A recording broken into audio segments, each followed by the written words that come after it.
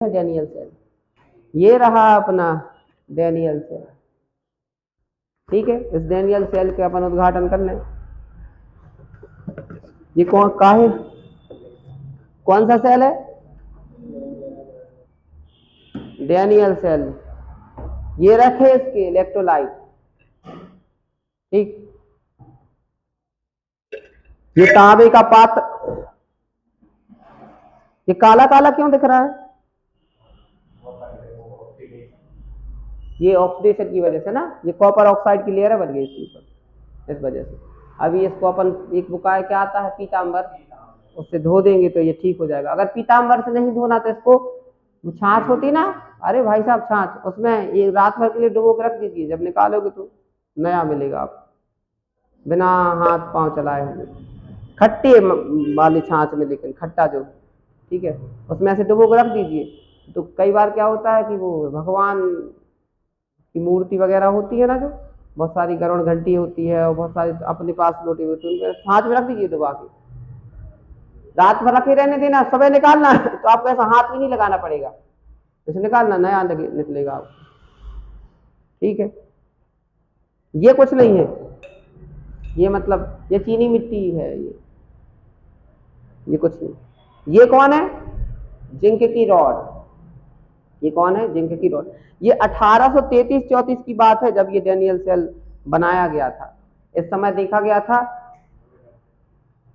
ये 2025 है। हम तो यही सोच के मतलब अचरज में चले जाते हैं कि विदेश में लोग सन 1833-34 में, जिस समय हम गुलाम थे, उस समय लोग डैनियल सेल बना रहे थे। डैनियल तो एक व्यक्ति का नाम है, मतलब ये सेल बना रहे थे, इलेक्ट्रोकेमिस्ट्री पढ़ रहे थे, केमिकल रिएक्शन से एनर्जी प्राप्त कर रहे थे और एनर्जी से केमिकल रिएक्शन करवा रहे थे। उस समय हम लोग क्या कर रहे थे? और अगर हम लोग कुछ कर भी रहे थे तो हम लोगों को यहाँ का ज्ञान कहाँ गया? हम लोगों के पूर्वजों के नाम क्यों नहीं लिखे? एक दो लोगों के नाम लिखे हैं बस, इसके सत्येंद्र नाथ बोस का नाम लिखा है, जिनके नाम से आज बोजॉन पार्टिकल जाने जाते हैं। और इससे भी ज्यादा खतरनाक बात पता है क्या है? कि 2025 में भी पढ़ रहे 1800 की बात, तो भी समझ में नहीं आ रही। सबसे खास बात तो ये है, सबसे खास बात तो ये है। तो डैनियल सेल पढ़ना है। कौन सा cell? Daniell cell. Daniell cell को पढ़ने से पहले इलेक्ट्रोकेमिस्ट्री के बारे में थोड़ी सी जानकारी ले लें। आज यार पेन फिर भूल गए।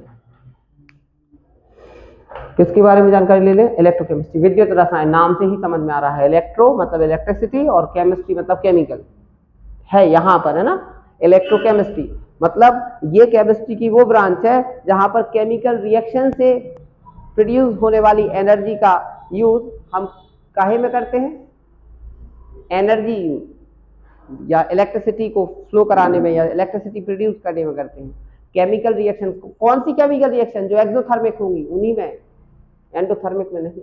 एक्सोथर्मिक का मतलब ऐसी रिएक्शन, ऊष्माक्षेपी अभिक्रिया, ऐसी रिएक्शंस जो जब होती हैं तो हीट पैदा होती है। हीट पैदा होने का मतलब होता है फोटोन पैदा हो जाना, है ना। तो केमिकल रिएक्शन में प्रोड्यूस होने वाली एनर्जी से इलेक्ट्रिसिटी प्रोड्यूस करना, या फिर इलेक्ट्रिसिटी से ऐसी रिएक्शन करवाना जो आसानी से हो नहीं रही थी। ठीक है, ये दोनों ही काम, केमिकल रिएक्शन से प्रोड्यूस होने वाली एनर्जी का यूज, केमिकल, या फिर सीधे कहें कि केमिकल रिएक्शन से इलेक्ट्रिसिटी पैदा करना और इलेक्ट्रिसिटी से क्या करवाना? केमिकल रिएक्शन करवाना, क्या कहलाता है? इलेक्ट्रोकेमिस्ट्री। ठीक है, उसी के आगे जो स्टेप हैं, उन्हीं के स्टेप्स में ये चीजें आती हैं, डैनियल सेल जैसी चीजें आती हैं। कि डैनियल सेल को हम लोग कॉपी में किस तरीके से बनाते हैं? कॉपी में एक हाफ सेल बनाएंगे इस तरफ, एक हाफ सेल बनाएंगे इस तरफ, कंटेनर है, ठीक है। इस तरफ ले लेते हैं हम काय की रॉड? जिंक की रॉड। इस तरफ ले लेते हैं किसकी? कॉपर की रॉड। ठीक है, जिंक है और कॉपर की रॉड ले। इसके बाद इसमें इलेक्ट्रोलाइट भरा जाता है। अगर आप इलेक्ट्रोलाइट नहीं भरोगे तो रिएक्शन नहीं होगी, केमिकल रिएक्शन। ठीक है, केमिकल रिएक्शन का मतलब होता है एक सब्सटेंस से दूसरे टाइप का सब्सटेंस बन जाना। ठीक, यहां पर जो भरा जाना है वो क्या भरा जाना है, जिंक सल्फेट, जिसकी रॉड दबाई है लगभग उसी का आप इलेक्ट्रोलाइट लेने की कोशिश किया करें विद्युत। और यहाँ पर कौन, कॉपर सल्फेट। ठीक है, इसको जोड़े वोल्ट मीटर से, ताकि जब करंट फ्लो हो तो उसका वोल्टेज पता लगे कि उसका प्रेशर कितना है। ठीक है, जो भी इलेक्ट्रिसिटी प्रोड्यूस हो रही है। ठीक है, अब जैसे ही आप जिंक की रॉड को कॉपर की रॉड से कनेक्ट करते हो इलेक्ट्रोलाइट भरने के साथ, तो यहाँ पर एक रिएक्शन चालू हो जाती है। क्या होता है कि जिंक की रॉड से Zn2 प्लस प्रोड्यूस होता है, और जिंक जो एटम होता है वो अपने 2 इलेक्ट्रॉन छोड़ देता है, 2 मोल इलेक्ट्रॉन कहना चाहिए, है ना, 2 मोल इलेक्ट्रॉन छोड़ देता है छड़ पर। ठीक है, और जिंक 2 प्लस कहाँ जाता है, सोल्यूशन में आ जाता है। ठीक है, और इसी समय क्या हो रहा होता है, तुरंत के तुरंत, मतलब इसकी स्पीड जो होती है 3 लाख किलोमीटर पर सेकंड की होती है, ये काम होने की स्पीड जो होती है। तो जैसे ही ये काम यहाँ होता है तो यहाँ से क्या होता है कि यहाँ सोल्यूशन से कॉपर निकल के आ जाता है, कहाँ, छड़ पर। कॉपर छड़ पर निकल के आएगा और कॉपर 2 प्लस के रूप में आएगा यहाँ से। ठीक है, और यहाँ पर वो कौन सा आयन छोड़ देगा, सल्फेट आयन छोड़ देगा, और कॉपर 2 प्लस छड़ पे आएगा। ये जो 2 मोल इलेक्ट्रॉन इसने यहाँ रिलीज किए हैं, किसने, जिंक ने। ठीक है, जिंक ने यहाँ पर क्या काम किया है, Zn के रूप में था सॉलिड स्टेट में, और वो किस स्टेट में बन गया है, Zn2 प्लस आ गया है एक्वस कंडीशन में, मतलब जलीय विलयन में, और 2 मोल इलेक्ट्रॉन कहाँ छोड़ दिए हैं उसने, छड़ पर। ठीक है, ये काम किया है। जैसे ही ये काम होता है, ये 2 मोल इलेक्ट्रॉन यहाँ पर अतिरिक्त हो गए, जो यहाँ की छड़ जो होती है इसकी सरफेस पर फ्री इलेक्ट्रॉन होते हैं। तो इन इलेक्ट्रॉन, ये इलेक्ट्रॉन एनर्जेटिक होते हैं। जैसे ही प्रोटॉन से इलेक्ट्रॉन दूर होते हैं तो दोनों के पास एनर्जी आ जाती है, प्रोटॉनों के पास भी और इलेक्ट्रॉनों के पास भी। अच्छे से समझ लीजिएगा सारी बातें। इलेक्ट्रॉन और प्रोटॉन ये एनर्जी को प्रोड्यूस नहीं करते खुद से, नहीं तो आप ये सोच रहे हो कि इनकी खुद की कोई एनर्जी होती है। ये केवल कंटेनर है, जैसे कटोरी की खुद की सब्जी नहीं होती, वो हमने डाली होती है। ऐसे ही इलेक्ट्रॉन और प्रोटॉन की खुद की एनर्जी नहीं होती, नहीं तो आप सोच रहे हो कि खुद की कोई पर्सनल एनर्जी है जो हमेशा वो प्रोड्यूस करते रहते हैं। नहीं, इनको एनर्जी देने का काम जो किया है इन पार्टिकल्स को, वो सनलाइट ने किया हुआ है, सूर्य के प्रकाश में, है ना। दुनिया में आप कहीं पर भी क्यों ना इलेक्ट्रॉन प्रोटॉन हो, ठीक है, मतलब दुनिया इन द सेंस कि अपने सोलर सिस्टम की अगर कहानी आपको सुनाए तो यहाँ के इलेक्ट्रॉन प्रोटॉनों को जो एनर्जी मिली हुई है वो किसने दी हुई है, सूर्य ने, है ना, फोटोन के रूप में एनर्जी दी हुई है। वही एनर्जी ये सर्कुलेट करते रहते हैं। जैसे चक्की का खुद का आटा होता है कि हमने गेहूं डाला तब जाके आटा निकलता है, हमने गेहूं डाला तब जाके आटा निकला, खुद का तो नहीं है कि आपने चक्की चालू करी और अपने आप आटा प्रोड्यूस होने लगे। ठीक है, अगर ऐसा होता तो पूरी दुनिया तो आटे से भर देते हम। ऐसे ही अगर इलेक्ट्रॉन प्रोटॉन की खुद की पर्सनल एनर्जी होती और वो हमेशा पैदा करते रहते तो एनर्जी कंजर्वेशन का लॉ तो खत्म हो जाता, क्योंकि एनर्जी पैदा होती रहती जिंदगी भर होती रहती। ऐसा नहीं होता। इनको जो एनर्जी देने का काम किया है वो किसने किया है, सनलाइट ने। कुछ इस तरीके की एनर्जी होती है इनके पास कि ये पार्टिकल इस पार्टिकल को खुद से ऐसे पकड़े रहता है दोनों, और जैसे ही आप इनको दूर करते हो तो वो एनर्जी जो यूज कर रहे थे वो एक दूसरे को पकड़ने में वो बाहर निकालने लगते। ठीक है, या हम कह दें कि प्रोटॉन बाहर निकालने लगता है और इलेक्ट्रॉन अपने पास लेने लगता है, दोनों के पास इस तरीके की एनर्जी होती है। ठीक है, कि वो एक दूसरे को अट्रैक्ट करते हैं। अगर एक दूसरे को दूर भी कर दिया तो भी वो एक दूसरे को अट्रैक्ट करने की ही कोशिश करेंगे, याद रखिएगा। ठीक, तो जैसे ही ये जिंक 2 प्लस दूर हुआ है छड़ से, अभी सारी बातें समझेंगे कि ये जिंक 2 प्लस ही दूर क्यों हुआ, जिंक 3 प्लस क्यों नहीं, और सारी इसके पास प्रोटॉन अभी ज्यादा है कंपेयर टू इलेक्ट्रॉन। इस आयन के पास 2 प्रोटॉन ज्यादा है, टोटल इसके पास 30 प्रोटॉन और 30 इलेक्ट्रॉन होते हैं। उनमें से अभी इसके पास जो 28 इलेक्ट्रॉन बचे हुए हैं और कितने प्रोटॉन बचे हुए हैं, 30 के 30 प्रोटॉन है। तो 2 प्रोटॉनों की एनर्जी अभी इसके पास है, और 2 मोल इलेक्ट्रॉन जो इसने यहाँ पर रिलीज किए हुए हैं इनके पास भी एनर्जी है। वो एनर्जी वो छड़ के इलेक्ट्रॉनों को देते हैं, तो 2 मोल इलेक्ट्रॉन, फिर 2 मोल इलेक्ट्रॉनों को एनर्जी मिलेगी। ऐसा नहीं होगा कि 2 मोल इलेक्ट्रॉनों ने 2 ही मोल मतलब हजारों मोलों को दे दी, नहीं, 2 मोल इलेक्ट्रॉनों की एनर्जी, 2 मोल की एनर्जी यहाँ से एक्स्ट्रा होगी। ये इलेक्ट्रॉन यहाँ से आगे बढ़ते हुए इसमें से फ्लो होते हुए यहाँ पर जाएंगे छड़ पर तुरंत के तुरंत, और यहाँ पर ये 2 मोल इलेक्ट्रॉन कौन एक्सेप्ट कर लेगा, गेन कर लेगा, कॉपर, और कॉपर सॉलिड स्टेट में कन्वर्ट हो जाएगा। ये कहाँ से आया था, एक्वस स्टेट। इस तरीके से इलेक्ट्रॉन का कहीं से निकलना ऑक्सीडेशन की प्रोसेस कहलाती है, और इस तरीके से कहीं इलेक्ट्रॉन का जुड़ना रिडक्शन की प्रोसेस कहलाती है। ऑक्सीडेशन को हिंदी में ऑक्सीकरण या फिर सड़ना कहा जाता है, और रिडक्शन को क्या कहा जाता है, अपचयन या फिर रिपेयर होना कहा जाता है। ठीक है, तो यहाँ पर जिंक का ऑक्सीडेशन होता है और कॉपर का रिडक्शन होता है। इस बात को आप अच्छे से समझ लीजिए। ठीक, फिर ये काम चलता रहता, तो जिंक 2+ यहाँ आते रहते, बहुत सारे जिंक 2+ आ जाएंगे और यहाँ बहुत सारे सल्फेट आयन हो जाएंगे। एक समय ऐसा आएगा कि यहाँ पर भीड़ ज्यादा जमा हो जाएगी, ठीक है, जिंक 2+ की, और यहाँ सल्फेट आयन की भीड़ ज्यादा जमा हो जाएगी, जिसकी वजह से ये प्रोसेस रुक जाएगी।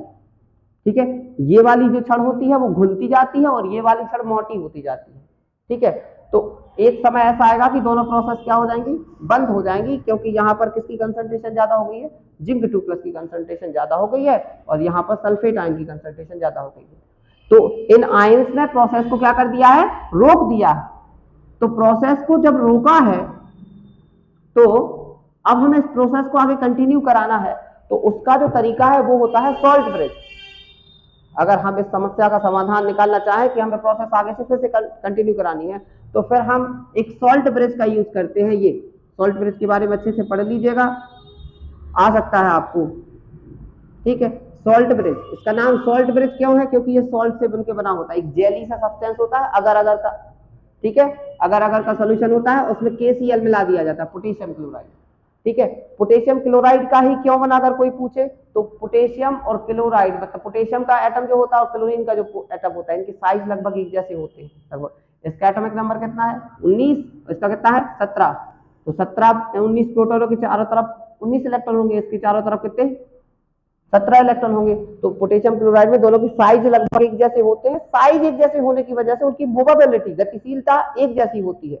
तो इनका काम, ये दोनों एक साथ एक ही समय पर कर सकते हैं। इनका काम क्या है वो समझ लीजिए। ये पोटेशियम पे जिस पे प्लस चार्ज है, क्लोरीन जिस पे माइनस चार्ज है, क्लोराइड जिस पे माइनस चार्ज है, ये नेगेटिव चार्ज जो है यहाँ के पॉजिटिव चार्ज को डिफ्यूज कर देगा, और ये जो पॉजिटिव चार्ज है यहाँ के नेगेटिव चार्ज को अपनी तरफ खींच लेगा। तो ये किसको खींचेगा अपनी तरफ, सल्फेट आयंस को, और ये किसको, क्लोराइड किसको खींचेगा, पोटेशियम जिंक आयन को।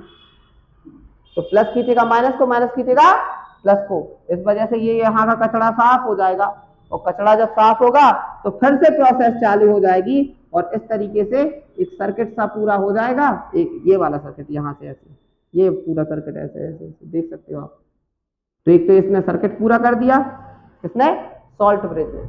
अगर कोई कहे कि अगर हमें सॉल्ट ब्रिज नहीं लगाना तो क्या करें, तो फिर दोनों छड़ें एक ही इलेक्ट्रोलाइट में डुबा दीजिए, दोनों छड़ों को एक ही इलेक्ट्रोलाइट में डुबा दीजिए। तो अब जब सॉल्ट ब्रिज लगा दिया है तो फिर से प्रोसेस चालू हो जाएगी, ठीक है, और इलेक्ट्रॉन यहां से होते हुए एनर्जी लेते हुए ऐसे ऐसे ऐसे ऐसे ट्रेवल करेगी। ठीक है, अगर यहाँ की कंसंट्रेशन कितनी है, टेम्परेचर हो 298 केल्विन, कंसंट्रेशन ऑफ 1 मोल पर लीटर, ठीक है, ये स्टैंडर्ड कंडीशन कहलाती है, मानक स्थिति हिंदी में कहा जाता है। ठीक है, स्टैंडर्ड कंडीशन कहलाती है। ऐसी कंडीशन में आप देखोगे तो यहाँ का वोल्टेज आएगा 1.1 वोल्ट। तो डैनियल सेल का स्टैंडर्ड कंडीशन में कितना होता है पोटेंशियल डिफरेंस दोनों इलेक्ट्रोडों के बीच की दूरी, 1.1 वोल्ट। अब यहाँ पर कुछ टर्मिनोलॉजी भी आती है, वो देखनी हम। ठीक है, कौन सी टर्मिनोलॉजी देखनी है, सबसे पहले जिंक पर कौन सा चार्ज आया था, 2 मोल इलेक्ट्रॉन आ गए थे, तो नेगेटिव चार्ज आया था। ठीक है, यहाँ छड़ पे कौन सा चार्ज आ गया है, नेगेटिव यहाँ पर, और यहाँ पर जिंक 2+ आयन आया था, तो यहाँ पर कौन सा चार्ज आएगा, पॉजिटिव। अब यहाँ पॉजिटिव चार्ज और यहाँ नेगेटिव चार्ज आया हुआ है। ठीक है, और चार्ज आया हुआ है, इसका मतलब वहां पर क्या है, इलेक्ट्रॉन प्रोटॉन एक जैसे नंबर में नहीं है, उनकी नंबर डिसबैलेंस है। मतलब वहां पर या तो जहां पॉजिटिव चार्ज है वहां प्रोटॉन ज्यादा है, और जहां नेगेटिव चार्ज है वहां इलेक्ट्रॉन ज्यादा है एज कंपेयर टू प्रोटॉन। ठीक है, जहां चार्ज है वहां एनर्जी है, और जहां एनर्जी है वहां पोटेंशियल होता है उसका। ठीक है, तो इस चार्ज का भी पोटेंशियल होता है, प्रेशर लगा सकता है ये, और ये चार्ज का भी पोटेंशियल होता है, क्योंकि दोनों चार्ज अपोजिट है, प्लस चार्ज है और माइनस चार्ज है। इलेक्ट्रॉनों की वजह से नेगेटिव चार्ज, इसकी वजह से कौन सा चार्ज, पॉजिटिव चार्ज है। इस वजह से इनके बीच में एक पोटेंशियल डिफरेंस क्रिएट होगा। इस पोटेंशियल डिफरेंस को हम इलेक्ट्रोड पोटेंशियल कहते हैं। क्या कहते हैं, इलेक्ट्रोड पोटेंशियल, हिंदी में कहा जाता है इलेक्ट्रोड विभव। ठीक है, तो इलेक्ट्रोड पोटेंशियल को किस तरीके से डिफाइन करोगे कि डैनियल सेल में, किसी भी आप इलेक्ट्रोकेमिकल सेल में ले लीजिए, आप डैनियल सेल का एग्जांपल देते तो ज्यादा अच्छा रहेगा कि डैनियल सेल में या किसी भी इलेक्ट्रोकेमिकल सेल में जो इलेक्ट्रोड और सोल्यूशन के बीच में के इंटरफेस पे, इंटरफेस मतलब होता है बाउंड्री, इंटरफेस पे जो पोटेंशियल डिफरेंस होता है उसको हम क्या कहते हैं, इलेक्ट्रोड पोटेंशियल। और यहां पर करंट फ्लो हो रही है क्योंकि ये रीडिंग दे रहा है, कौन दे रहा है रीडिंग, वोल्ट मीटर। तो भाई ओम का नियम याद करो कि अगर कहीं करंट फ्लो हो रही है तो पक्का वहां पोटेंशियल डिफरेंस होगा। तो यहाँ के पोटेंशियल डिफरेंस का मतलब क्या है, देखो ये नेगेटिव चार्ज है ना, और यहाँ पर कौन आ रहा है, कॉपर 2+, तो ये क्या हो गई इसके कंपेयर में पॉजिटिवली चार्ज, तो फिर यहाँ पर अपोजिट चार्ज होगा, तो इनके बीच में भी पोटेंशियल डिफरेंस होता है। तो दो इलेक्ट्रोडों के बीच का पोटेंशियल डिफरेंस कहलाता है सेल पोटेंशियल। क्या कहलाता है, सेल पोटेंशियल या सेल विभव। ठीक है, तो ये सारी कहानी स्टैंडर्ड कंडीशन पे चल रही है। अभी स्टैंडर्ड का मतलब होता है कि टेम्परेचर को हम कांस्टेंट किए हुए हैं, कंसंट्रेशन को कांस्टेंट किए हुए हैं। ठीक है, और भी डैनियल सेल में आपको जिंक और कॉपर ही लेना है, ऐसा कोई भी नहीं ले सकते। ये नाम जो रखा गया है वैज्ञानिक के नाम पे रखा गया है, उन्होंने जो एक्सपेरिमेंट किया था जिन मेटल्स को लेकर, उन्हीं मेटल्स को लेकर आपको एक्सपेरिमेंट करना है। और डैनियल सेल का आपको अगर जीता जागता रूप देखना है तो ये है वो कॉपर की छड़ का काम ये करेगा। ठीक है, इसमें क्या भर देंगे, ये कॉपर सल्फेट, ये कॉपर सल्फेट इसमें भर दिया जाएगा पानी में मिक्स करके, है ना। और इसको 1 मोल पर मतलब इसका जो अमाउंट लेना पड़ेगा वो कितना लेना पड़ेगा, 1 लीटर में कितना घोलेंगे, 1 मोल। 1 मोल कैसे गिने पार्टिकल्स को, तो ग्राम में तौल लेते हैं। 1 मोल कॉपर सल्फेट का ग्राम में मास कितना होगा, उसको ग्राम में तौल के और 1 लीटर पानी में घोल के, और फिर वही आप मतलब जरूरी नहीं कि पूरा 1 लीटर का 1 लीटर भरो, फिर आप जितना इसमें बन जाओ उतना भर दीजिए। ठीक है, तो ये जिंक सल्फेट मतलब ये कॉपर और कॉपर सल्फेट इसमें भर दिया जाएगा। ये कनेक्शन करने के लिए वायर के लिए यहाँ से ये वायर लगाएंगे कनेक्शन करने के लिए, वो है। और ये क्या हो गया, ये जिंक की रॉड हो गई, ये जो एनोड का काम करेगी। ठीक है, और ये काहे का काम करेगा, कैथोड का काम करेगा। ठीक है, और फिर ये जो सॉल्ट ब्रिज जो हम लोगों ने लगाया है वो ना लगा के क्या करेंगे, इस तरीके से इसको ये इसमें जो है ऐसे सेट कर दिया जाता है। इसमें भर दिया क्या, अंदर क्या भर दिया, कॉपर सल्फेट, और ये रखा, और फिर इसमें क्या लगा दी, ऐसी ये जिंक की रॉड, ये बन गया डैनियल सेल। इसमें जिंक सल्फेट भरेंगे। ठीक है, फिर वो आयन एक्सचेंज होते रहेंगे। फिर यहाँ पर आपको सॉल्ट ब्रिज की जरूरत क्यों नहीं पड़ेगी, क्योंकि यहाँ जिंक प्लस जो है, जिंक प्लस है, और इसमें क्या जनरेट हो रहे होंगे, सल्फेट, तो वो एक दूसरे को रिड्यूस करते रहेंगे, क्योंकि यहाँ का प्लस और यहाँ का माइनस चार्ज एक दूसरे को खाता रहेगा, तो हम लोगों को वो समस्या नहीं बनेगी यहाँ जो भीड़ लग रही थी उसकी। ठीक है, तो ये है आपका जीता जागता रूप डैनियल सेल का। तो डैनियल सेल का जीता जागता रूप तो ठीक ही है, आप इसमें अभी कोई समस्या तो नहीं लग रही। ठीक, ये है आपका डैनियल सेल। यहाँ होने वाली रिएक्शन क्या होती है, Zn सॉलिड स्टेट से कहाँ चला गया है, एक्वस स्टेट में, अपने 2 इलेक्ट्रॉन कहाँ छोड़कर, छड़ पर। ठीक है, और यहाँ पर कॉपर 2+ जो है वो एक्वस स्टेट में था, और 2 इलेक्ट्रॉन जो किसने भेजे हैं, जिंक ने। वही इलेक्ट्रॉन नहीं जाते छड़ के कहीं से, यहाँ एक्स्ट्रा होते इलेक्ट्रॉन, तो यहाँ से वो अपनी एनर्जी देते तो ऐसे ऐसे आगे सरक जाते हैं, इसी छड़ के इलेक्ट्रॉन ही है ना। तो ये क्या बना लेता है, अपने सॉलिड स्टेट में पहुंच जाता है, रेडियस हो जाता है। ठीक है, और अगर हमें पूरी रिएक्शन लिखनी हो, समग्र अभिक्रिया जिसको हम कहते हैं, कंप्लीट रिएक्शन लिखनी हो, तो दोनों को जोड़ लेते हैं। जब दोनों को जोड़ते हैं तो ये और ये कैंसिल हो जाते हैं, और ऐसा हो जाता है ZnS प्लस कॉपर 2+ एक्वस, ये हो गया रिएक्टेंट, और प्रोडक्ट हो गया अपने ये Zn2+ एक्वस, और कॉपर आ गया सॉलिड स्टेट में। ठीक है, ये हो गया। अब प्रश्न यहां पर ये उठते हैं कि आखिर यहां जो हुआ है वो हुआ क्यों है, कि जिंक ने 2 इलेक्ट्रॉन क्यों दिए और कॉपर ने 2 इलेक्ट्रॉन क्यों लिए, उसके पीछे की वजह क्या है, वो सारी बातें हम समझ लेते हैं। कोई भी एलिमेंट कुछ भी कर रहा हो, चाहे उसकी फिजिकल प्रॉपर्टी हो चाहे केमिकल प्रॉपर्टी हो, मॉडल के अनुसार वो डिपेंड करती है उसके नंबर ऑफ प्रोटॉन्स पर। तो एक बार इनका इलेक्ट्रॉनिक कन्फिगरेशन आप देख लीजिए तो आपको समझ में आ जाएगा कि ऐसा क्यों किया गया है, हर एक बात समझ लीजिए। ठीक है, तो जिंक का इलेक्ट्रॉनिक कन्फिगरेशन देखिए, तो जिंक होता है, जिंक का एटॉमिक नंबर 30 होता है, तो 1s2 2s2 2p6 3s2 3p6 और 4s2 और 3d10।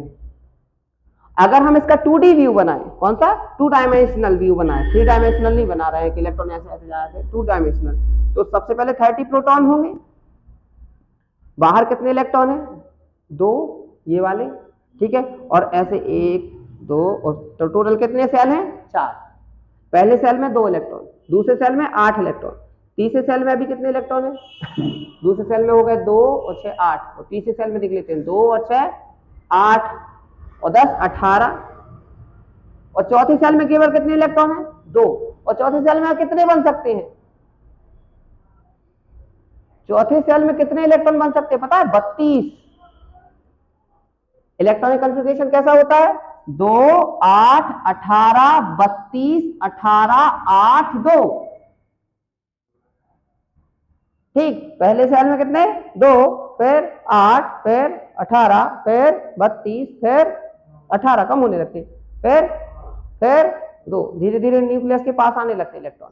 मतलब जिंदगी है ये पूरे तरीके से, धीरे धीरे धीरे न्यूक्लियस से दूर हुए इलेक्ट्रॉन, तो धीरे धीरे धीरे धीरे जैसे हम लोग जब जिंदगी में धीरे धीरे अपने मतलब माता पिता भगवान से धीरे धीरे दूर हुए, उड़ने लगे, जब इस स्टेज पे आते हैं तो उड़न लगा था, ये जवानी कहलाती, ठीक है। तो इसके बाद धीरे धीरे धीरे धीरे फिर वहीं पहुंच जाते जहां से आए थे, ठीक है, खटिया पे पैदा हुए थे, खटिया पे चले जाते हैं, खटिया पे भी दूध पीते थे जब बचपन में, और जब बुढ़ापा आता है तब भी केवल मुंह नहीं चला पाता इंसान, तो न्यूक्लियस से दूर हुए थे और आखिरी में कहां पहुंच जाते हैं न्यूक्लियस के पास, ठीक है।